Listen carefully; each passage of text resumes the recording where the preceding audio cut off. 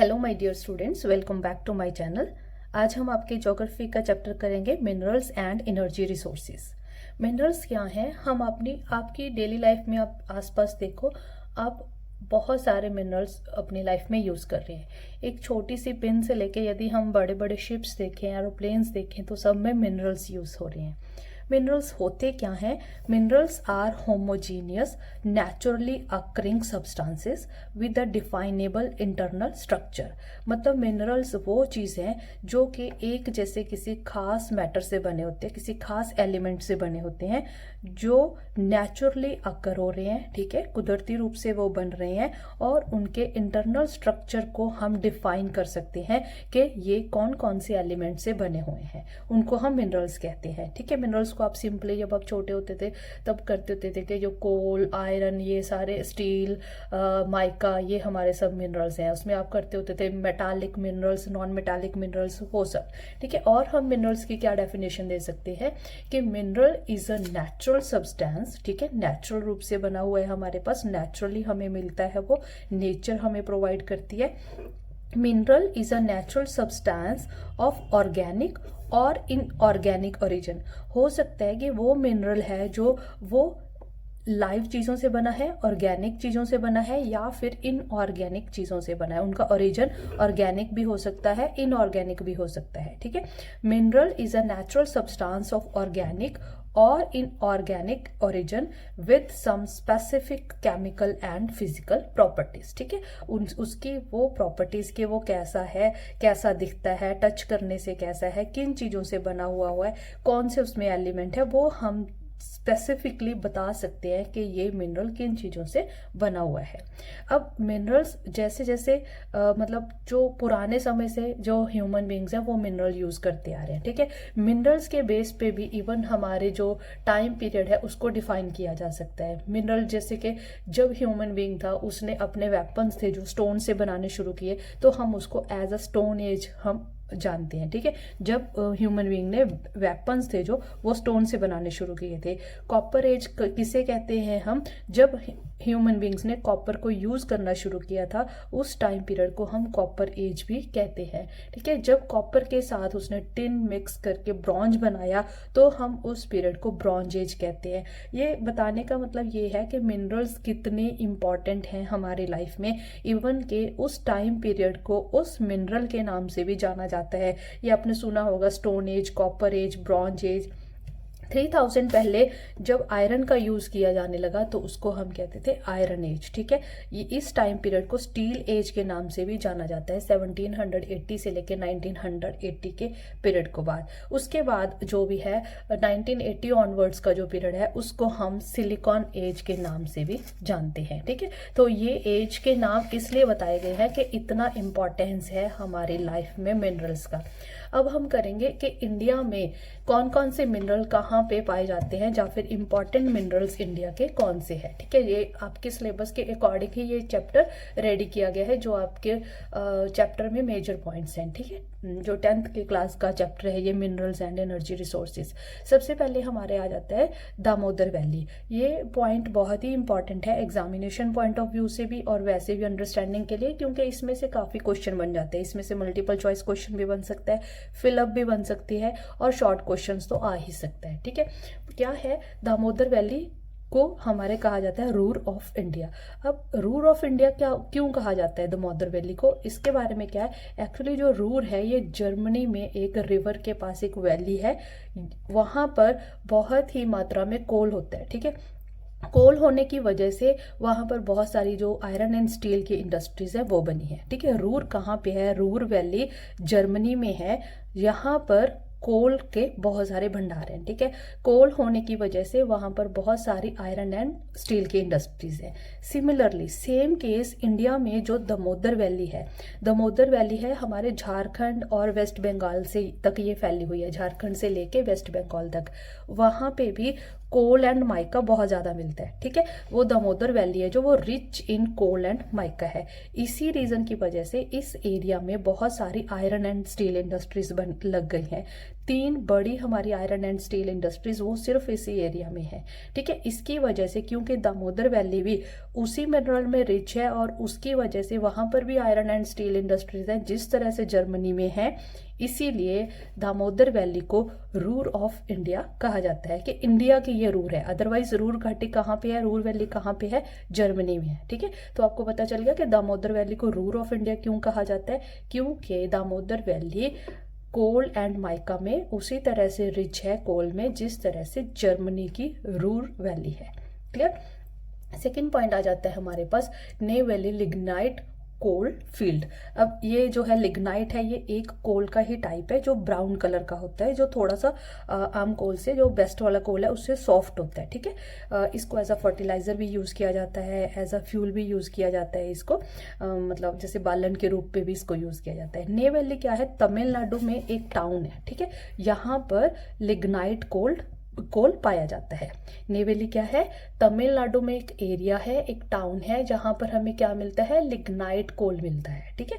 तो सबसे ज्यादा लार्जेस्ट डिपॉजिट्स हैं जो लिग्नाइट कोल के, वो नेवेली में है, तमिलनाडु में। तो ये हमारा सेकंड पॉइंट आ गया जो हमारे इंपॉर्टेंट मिनरल्स इंडिया में पाए जाते हैं, ठीक है।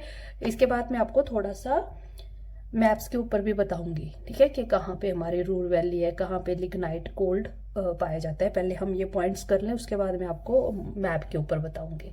थर्ड है हमारे पास कोलार एंड हट्टी गोल्ड माइन। ये आपने सुना ही होगा अपनी छोटी क्लासेस में भी कि हमारी गोल्ड माइन है जो वो मेनली कर्नाटका में कोलार, हट्टी एंड एक रामगिरी प्लेस है, यहाँ पर गोल्ड माइन पाई जाती हैं, ठीक है।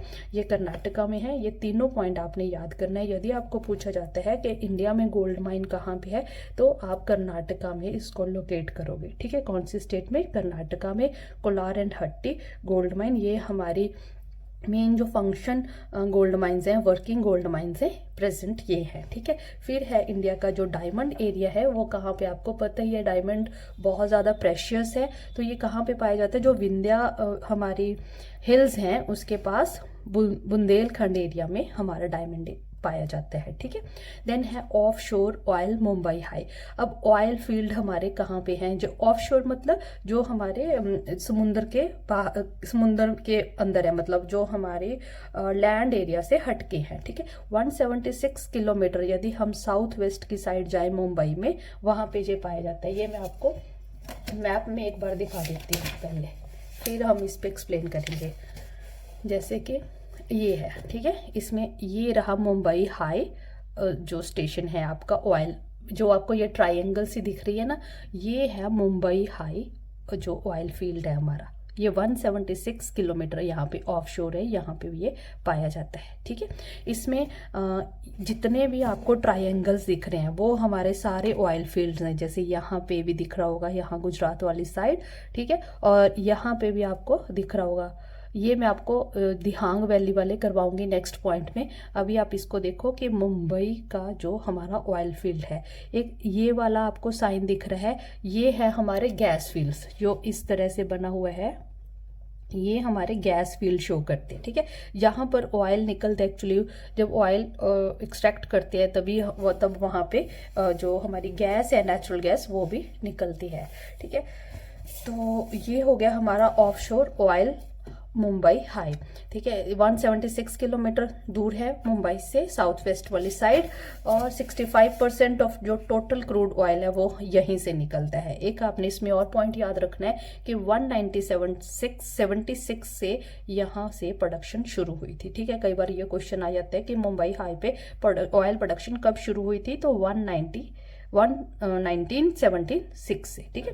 तो फिर एक और क्या याद रखना है कि कितना क्रूड ऑयल प्रोड्यूस करता है, ये 65% क्रूड ऑयल प्रोड्यूस करता है, ये याद रखना है। नेक्स्ट है हमारा जो mineral main Makrana stone mining, ठीक है, राजस्थान में है ये तो बहुत सारे जो मार्बल वाली शॉप्स है वहाँ पे भी आपने ये नाम पढ़ा होगा, मकराना मार्बल्स। इस नाम से कई सारी मार्बल शॉप्स अपना नाम रखती हैं क्योंकि ये सबसे बेस्ट स्टोन माना जाता है, मार्बल माना जाता है जो मकराना है, ठीक है। Makrana is a source of the marble used in Taj Mahal. Then है in the Nagpur district in Rajasthan. ये कहाँ पे पाया जाता है, राजस्थान की जो नागपुर डिस्ट्रिक्ट है वहाँ पे ये मेनली पाया जाता है, ये आपके था 6th point Makrana Rajasthan stone mining. Next है हमारा ब्लैक सॉल्ट। आपने सॉल्ट खाते होगे आप, ठीक है, आपको ब्लैक सॉल्ट का पता ही होगा। आपने कभी छोटे होते या अभी भी किसी शॉप पे रॉक के शेप में आपने सॉल्ट देखा हो, वो होता है हमारा जैसे रॉक सॉल्ट, जिसको हम ब्लैक सॉल्ट भी कहते हैं। ये हिमाचल प्रदेश में इसकी माइनिंग है, मंडी एरिया में, ठीक है। Rock salt from Mandi in Himachal Pradesh, it is distributed in Himachal Pradesh, Jammu Kashmir, Punjab and Haryana, ठीक है। यहाँ से माइनिंग की जाती है और कहाँ तक डिस्ट्रीब्यूट किया जाता है, जम्मू कश्मीर, पंजाब, हरियाणा एंड हिमाचल प्रदेश में। देन है ब्रह्मपुत्र वैली। जैसे हमने मुंबई ऑयल फील्ड किया था, ऑफशोर ऑयल फील्ड किया था, उसी तरह से हमारे पास एक और है Brahmaputra valley upper oil field, ठीक है। इसमें क्या है, ये सबसे हमारी ओल्डेस्ट है वैली जहां पर हमने क्रूड ऑयल डिस्कवर किया था। Crude oil was first discovered in Brahmaputra valley, ठीक है, ये आपने याद रखना है। और ये ऑयल फील्ड हमारा कहाँ से कहाँ तक फैला हुआ है, दिहाग बेसन से लेके सूरमा वैली। ये मैं आपको दिखाती हूँ कौन सा एरिया है। ये वही मैप है जो भी आपको दिखाया था मैंने।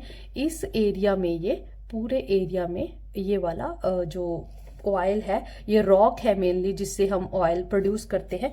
इस एरिया में ये पूरा फैला हुआ है, जिसको हम सूरमा वैली और दिहाग बेसिन का ये एरिया है, ठीक है।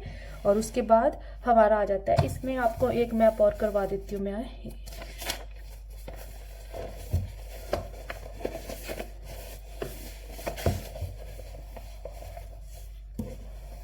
जो ये वाला मैप है, इसको ध्यान से देखिए। मैंने आपको पहले करवाया था ना कोल एंड, एक तो आम वाला कोल, एक लिग्नाइट कोल।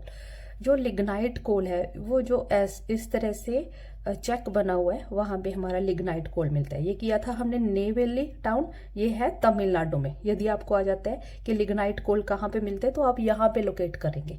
एक है यहाँ पे देखिए गुजरात में आपको दिखाया हुआ है, एक जम्मू एंड कश्मीर में, एक यहाँ पर राजस्थान में, ठीक है। आप इन चारों में से कोई भी 2-3 याद रखने के कहाँ पे हमारा लिग्नाइट कोल मिलता है। ये तो आपने याद ही रखना है क्योंकि सबसे ज़्यादा डिपॉजिट्स तमिलनाडु में है, ठीक है। जम्मू एंड कश्मीर में भी इसके अच्छे डिपॉजिट्स है, ये भी आपने याद रख लेना है।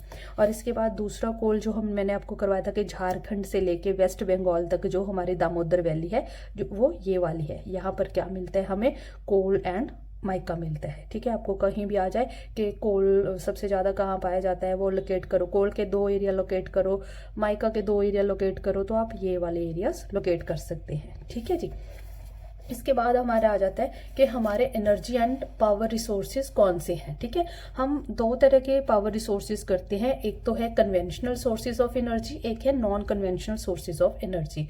कन्वेंशनल सोर्सेज ऑफ एनर्जी वो सोर्सेज होते हैं जो कि अब तक हम यूज़ करते आए हैं, जिनको हम एक्सप्लॉयट करते आ रहे हैं, मैं तो यही कहूँगी, क्योंकि हम उसको इतना ज़्यादा यूज़ कर रहे हैं कि वो ख़त्म होने वाले हैं, ठीक है। जैसे कि हो गया कोल, पेट्रोलियम एंड नेचुरल गैस, ये तो आपको पता ही है। इसको हम नॉन रिन्यूएबल भी कह देते हैं, ठीक है, कि ये जल्दी जल्दी रिन्यू नहीं हो सकते, नॉन रिन्यूएबल रिसोर्सेज हैं जी।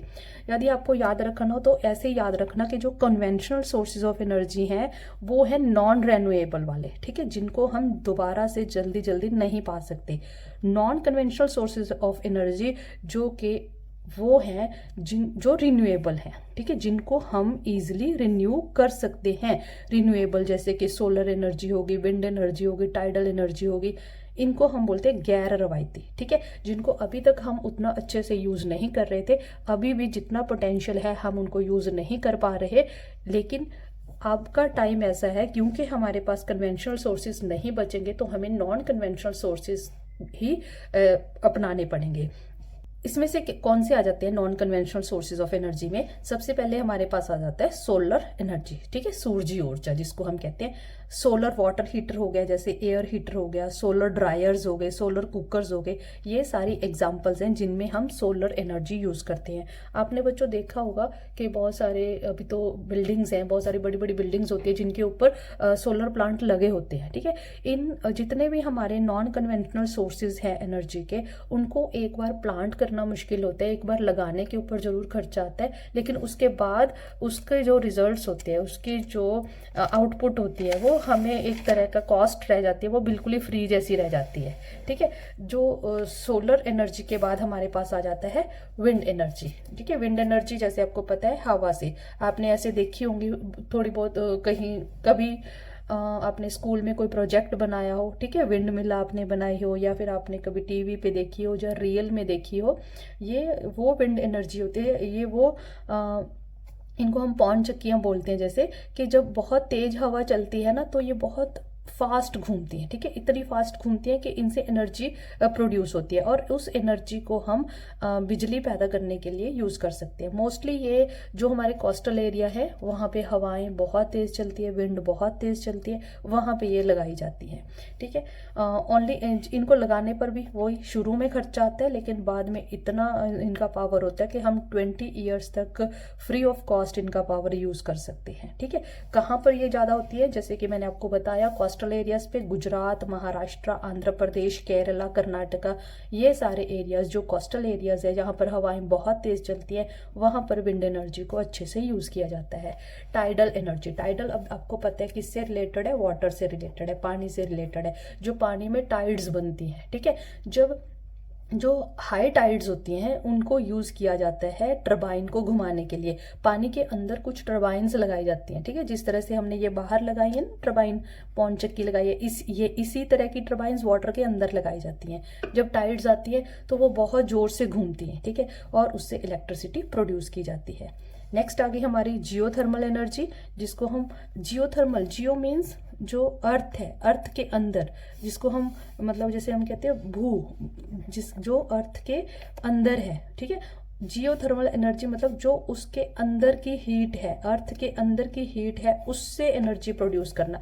सपोज ये हम अंदर हमारी अर्थ के अंदर वाला एरिया, ठीक है, यहाँ पर इस तरह से हीट जनरेट करना कि उस एनर्जी को हम बाहर यूज कर सके। ठीक है, heat energy of the earth which can be used for power generation. ये आपकी बुक में भी इसकी पिक्चर बनी हुई है, उसको देख लेना। और उसमें दिखाया हुआ है कि अंदर एक जैसे गीजर फिट कर देते हैं। ठीक है, गीजर से क्या होता है कि हीट प्रोड्यूस होती है और ऊपर जाके उसके यहाँ पर एक वेंट बना होता है। ठीक है, उससे स्टीम बनती है और उस स्टीम से फिर पावर को बनाया जाता है, पावर जनरेट की जाती है। नेक्स्ट इसमें हमारा आ जाता है बायोगैस। बायोगैस कैसे किससे प्रोड्यूस की जाती है? Biogas can be produced by using cattle dung, poultry waste, kitchen waste, plant waste, food waste etcetera. कोई भी इन चीज़ों की, जो इनमें मोस्टली देखो ऑर्गेनिक वेस्टेज है, ठीक है, सारे वेस्टेज को यूज़ करके बायोगैस को प्रोड्यूस किया जा सकता है। इसमें से कोई भी आपके पास चाहे किचन वेस्ट है, चाहे प्लांट वेस्टेज है, चाहे फूड है, फूड की वेस्टेज है, उन सब चीज़ों को यूज़ करके हम क्या जनरेट कर सकते हैं? बायोगैस जनरेट कर सकते हैं। बायोगैस का क्या होता है? बायोगैस से आगे पावर हम जनरेट कर सकते हैं। इसके क्या एडवांटेजेस हैं? सबसे पहली बात तो ये इको फ्रेंडली है। ठीक है, बायोगैस इको फ्रेंडली है और इससे जो बायोगैस जनरेशन होती है उससे कोई भी किसी भी तरह का वाटर पोल्यूशन नहीं होता और सॉइल पोल्यूशन नहीं होता। ठीक है, बायोगैस से हम एक ऑर्गेनिक फर्टिलाइजर, जो इसका गैस प्रोड्यूस होने के बाद जो बच जाता है ना, जो रेजिड्यू होता है, उसको हम एज अ फर्टिलाइजर भी यूज कर सकते हैं। देन है हमारे पास अगला पॉइंट है हमारा कि हमारे पंजाब में कौन से मिनरल्स हैं, क्या मिनरल वेल्थ है हमारे पंजाब के पास। आपको पता है पंजाब है जो वो लैंड ऑफ रिवर्स है, ठीक है, और जितना प्लेन एरिया है, फर्टाइल है, एलुवियल सॉइल है यहाँ पे, और जो पंजाब का एरिया है वो मोस्टली सेडिमेंट से बना हुआ है, वो सेडिमेंट से जो रिवर्स ने लाके यहाँ पर डिपॉजिट किए हैं। और जो मिनरल्स हैं वो मेनली मिलते हैं इग्नियस रॉक्स में या फिर मेटामॉर्फिक रॉक्स में। ठीक है, अब जो पंजाब का एरिया है यदि वो सेडिमेंट्री रॉक से बना है, सेडिमेंट्स में तो मिनरल्स इतने होते ही नहीं है। ठीक है, तो मैंने आपको जैसे बताया कि मिनरल्स किस में होते हैं, इग्नियस रॉक्स में या मेटामॉर्फिक रॉक्स में। ठीक है, तो इसलिए हमारे पंजाब में मिनरल्स की एब्सेंस है। So absence of minerals in Punjab. तो यहाँ पे क्या मिलता है? Mainly sand, gravel and sandstone, जो कि किस एरिया में? नवा शहर, होशियारपुर, पठानकोट, गुरदासपुर एंड फिरोजपुर, इन एरियाज में मिलता है।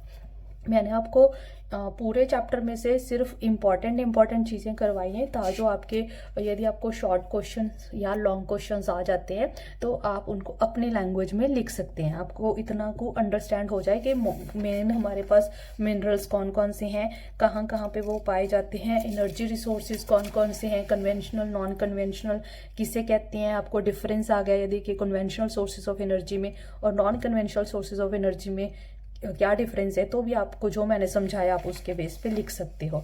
मैप फिलिंग इसमें से आ गया तो भी आप इसमें से कर सकते हो। ठीक है, इस चैप्टर को अच्छे से कर लो, थोड़ा अपनी बुक से भी साथ में रीड कर लेना। जब भी आप इसको तैयार करोगे साथ में अपनी बुक जरूर रख लेना, ताकि उसी सीक्वेंस में आपको पता चलता रहे कि आप क्या पढ़ रहे हो। ठीक है, thank you, thanks for watching, best wishes for your exams, best of luck.